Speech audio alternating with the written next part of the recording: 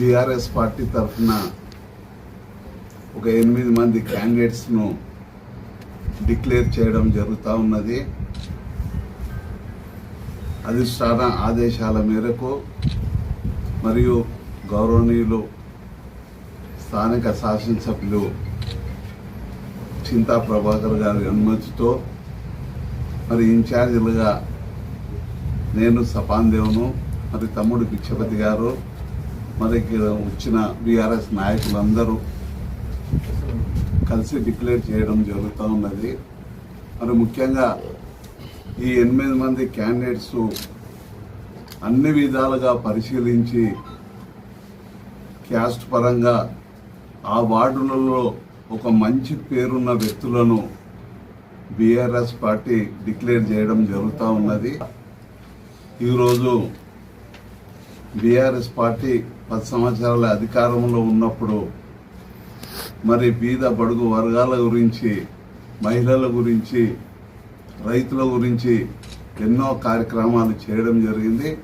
మరి కాంగ్రెస్ పార్టీ అధికారం వచ్చిన తర్వాత కనీసం 6 హామీలు, కళ్ళబొల్లి హామీలు ఇచ్చి అధికారంలోకి రావడం జరిగింది. మరి 6 హామీల్లో ఏ ఒక్క హామీ గిట నెరవేర్చక కేవలం ప్రతిపక్షాలపైన, ముఖ్యంగా బీఆర్ఎస్ పార్టీ నాయకులపైన కేసులు పెట్టు కాలం గడపడం జరుగుతూ ఉన్నది. ఈరోజు చూస్తూ ఉంటే మీ అందరికీ తెలుసు, మహిళా సోదరిమణులు ఆ రోజు కేసీఆర్ నాయకత్వంలో పెళ్లి చేసుకుంటే ₹1,00,000 ఇవ్వడం జరుగుతూ ఉండే. కనీసం వాళ్ళు ₹1,00,000తో పాటు ఒక తులం బంగారం ఇస్తామని మాయమాటలు చెప్పి ఇప్పటి వరకు కనీసం ఆ ₹1,00,000 గిట్ట ఇవ్వడం లేదు. మరి రైతులు ఈరోజు సమాజంలో రైతులు అనేది ముఖ్యము. ఆ రైతులకు రైతు బంధు అనేది ప్రతి సంవత్సరము మరి ఆ పంట కాలంలో మరి కేసీఆర్ నాయకత్వంలో రైతు బంధు ఇవ్వడం జరుగుతుంది. కనీసం ఇప్పుడు ఇచ్చిన దాఖలాలు గిట్ట లేవు. కాబట్టి మేము ఒకటే కోరుతా ఉన్నాము, తప్పకుండా రాబో కాలంలో బీఆర్ఎస్ పార్టీ 2.5 సంవత్సరాల్లో అధికారంలోకి కంపల్సరీ వస్తుంది. ఆ రోజు అయితేనేమి, నాయకులైతేనేమి ఎక్కడ పోకుండా అధికారం పోయినా సరే, రాత్రి మొదలు కష్టపడి ఎన్ని కేసులు పెట్టినా సరే, ఎన్ని ఇబ్బందులు పెట్టినా సరే, మరి బీఆర్ఎస్ నాయకులు, కార్యకర్తలు కష్టపడి కేసీఆర్ నాయకత్వంలో పనిచేస్తూ ఉన్నారు. కాబట్టి ఈరోజు ప్రతిపక్షంలో ఉన్నాము.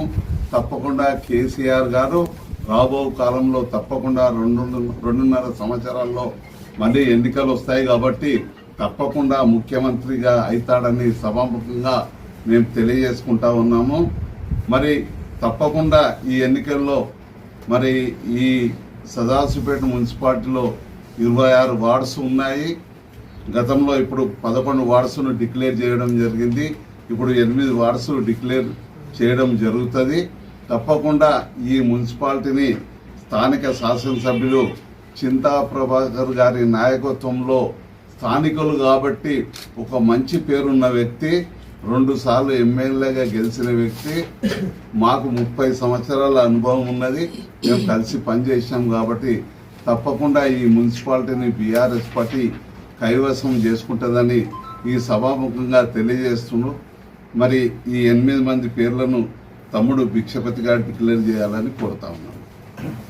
కూడా నమస్కారాలు తెలియజేస్తా ఉన్నాం.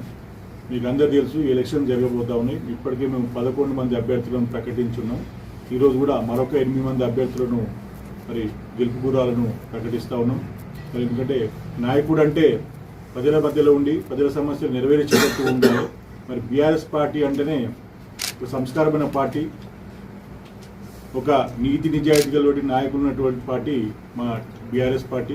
మరి అట్లాంటి బీఆర్ఎస్ పార్టీలో ఇంతకుముందు కూడా కౌన్సిల్లో మరి మా చైర్మన్ ఉండే, మా ప్రభుత్వం ఉన్నప్పుడే అత్యధిక డెవలప్మెంట్ కూడా ఈ సదాశివపేటలో జరిగింది. మళ్ళొక్కసారి కూడా మరి బీఆర్ఎస్ పార్టీ చైర్మన్ అయితేనే ఇక్కడ అభివృద్ధి జరుగుతుందని చెప్పి కూడా ప్రజలందరూ కూడా విశ్వసిస్తూ ఉన్నారు. మరి మా చింతబాబు గారి నాయకత్వంలో, ఎమ్మెల్యే గారి ఆధ్వర్యంలో ఇప్పటికీ సదాశివపేట పట్టణం అభివృద్ధి జరిగింది చాలా. ఇప్పుడు ఈ ప్రభుత్వం వచ్చిన తర్వాత కొంత కుంటుపడ్డ పరిస్థితి కూడా అందరం గమనిస్తూ ఉన్నాం. మరి మరొకసారి ఇక్కడ బీఆర్ఎస్ పార్టీ చైర్మన్ అయితేనే మరి పట్టణ అభివృద్ధికి దోహదపడుతుందని చెప్పి కూడా ప్రజలందరూ కూడా ఆకాంక్షిస్తూ ఉన్నారు. ఆకాంక్షలకు అనుగుణంగా మేము కూడా మా బీఆర్ఎస్ పార్టీ అభ్యర్థులను నీతి నిజాయితీ గల మరి ప్రజల కోసం పనిచేసేటువంటి అభ్యర్థులను మేమందరం కూడా పెద్దలు అందరి పట్టణ పుర ప్రముఖుల మా పెద్దలందరి ఆధ్వర్యంలో మరి ప్రభాకర్ అన్న నేతృత్వంలో సెలెక్ట్ చేయడం జరిగింది. ఇప్పటికీ 11 సెలెక్ట్ చేసి ఉన్నాము. ఇప్పుడు మరొక 8 మందిని ఈరోజు మనం ప్రకటించబోతా ఉన్నాము. అందులో 2వ వార్డు పాండు నాయక్, అదేవిధంగా 5వ వార్డు ఎక్స్ కౌన్సిలర్ మన సమీ గారు, అదేవిధంగా 6వ వార్డు మానెమ్మ గారు, నాగుల మానెమ్మ గారు, అదేవిధంగా 10వ వార్డు మరి మాజీ కౌన్సిలర్ సాతాని శ్రీశైలం గారు, అదేవిధంగా 15వ వార్డు హసీనా బేగం గారు, 17వ వార్డు కమీల్ అన్సారీ గారు, అదేవిధంగా 20వ వార్డు ఆకుల మంజుల గారు, అదేవిధంగా 22వ వార్డు ఒడ్ల మహేశ్వరి గారు. జై తెలంగాణ, జై తెలంగాణ, కేసీఆర్ గారి నాయకత్వం, ప్రభాకర్ గారి నాయకత్వం, హరీష్ అన్న నాయకత్వం.